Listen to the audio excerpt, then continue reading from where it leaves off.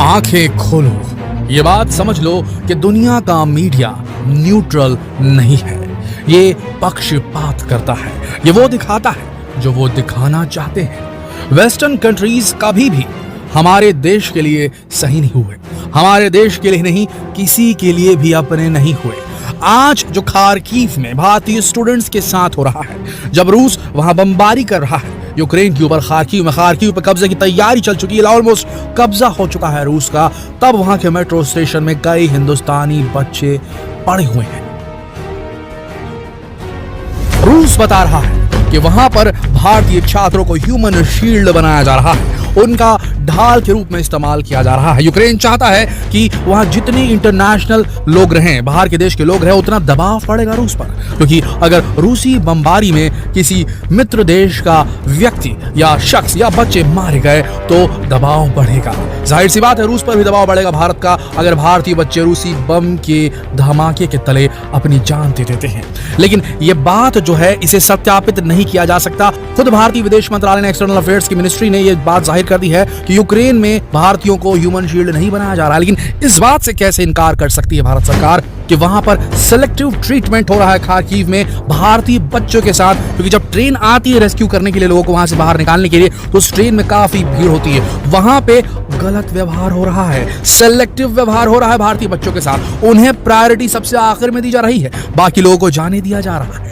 ये क्यों कर रहा है यूक्रेन? यूक्रेन चाहता है कि वो बदला ले भारत से। जो भारत का स्टैंड रहा है कि वो रूस का न समर्थन करेगा, न यूक्रेन का समर्थन करेगा, उसमें यूक्रेन की तरफ आए भारत। यूक्रेन को पता है कि भारत और रूसी पक्ष की तरफ ज्यादा झुकाव वाला है, इसीलिए वो चाहता है कि इसे सबक सिखाया जाए। ऐसा मालूम पड़ता है, पर ऐसा हो रहा है कि नहीं हो रहा है कहना मुश्किल है, लेकिन जिस प्रकार का बिहेवियर वहां हो रहा है, हमारे देश के एक छात्र ने अपनी जान दे दी है अभी यूक्रेन में, जिनका नाम हम सब ने टेलीविजन चैनल पर देखा है, कर्नाटक के।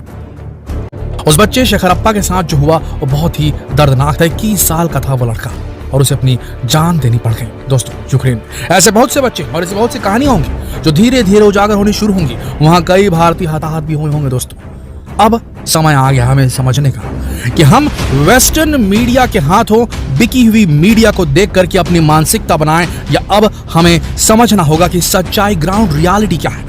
आज अगले वीडियो में हम आपको बताने वाले कि डोनेट्स्क और लुहांस्क में जो लड़ाई चल रही थी रशिया और यूक्रेन के बीच में, जहां पर रशिया ने डोनेट्स्क और लुहांस्क को आजाद कंट्री घोषित कर दिया था, उसके पीछे की असली कहानी आपको अगले वीडियो में बताने वाले हैं। लेकिन उसके पहले हम आपको बता दें कि मोदी जी को अब स्टैंड ले लेना चाहिए, भारत को स्टैंड ले लेना चाहिए, रशिया या अमेरिका, क्योंकि ये पूरी तरीके से क्लियर हो चुका है कि ये वेस्टर्न कंट्रीज या अमेरिका किसी का नहीं हुआ। जो उसके फेवर में रहा उसी के साथ रहेगा, फेवर में नहीं रहा तो उसका नुकसान करने में पीछे बिल्कुल नहीं हटने वाला। याद कीजिए पीओके किस तरीके से अमेरिका ने इतने सारे लड़ाकू विमान पाकिस्तान को सप्लाई किए ताकि वो भारत की सेना से लड़ाई कर सके। ये किया है कि नहीं किया है अमेरिका ने? जरा सोच के देखिए। जिस दिन भारत ने रशिया का खुले रूप पर समर्थन कर दिया दोस्तों, उस दिन देखिए अमेरिका की शक्ल। वो भूल जाएगा कि भारत अमेरिका के क्या संबंध रहे हैं, वो भूल जाएगा कि मोदी जी ने किस तरीके से गुजरात में ट्रंप को बुलाकर इतनी बड़ी रैली करवाई थी, वो भूल जाएगा सब चीज और वो सीधा सैंक्शंस लगाएगा भारत पे। उस दिन लोगों की आंखें खुलेंगी और समझ में आएगा कि ये गोरे जो होते हैं ये हमारे देश में आते हैं और हमें कंज्यूमर समझते हैं, हमें बाजार में घूमने वाला एक ग्राहक समझते हैं, इससे ज्यादा कुछ नहीं, अपना सामान बेचते हैं और यहाँ से निकल जाते हैं, और हम इनके मीडिया से प्रभावित होकर पूरी इन्हीं की तरफ झुकाव करते हैं और जो ये कहते हैं उसे मानने लगते हैं। असलियत ये है कि यूक्रेन वो कर रहा है जो उसके राष्ट्र के हित में है और वो किसी भी देश के नागरिक को कोई ध्यान नहीं दे रहा है।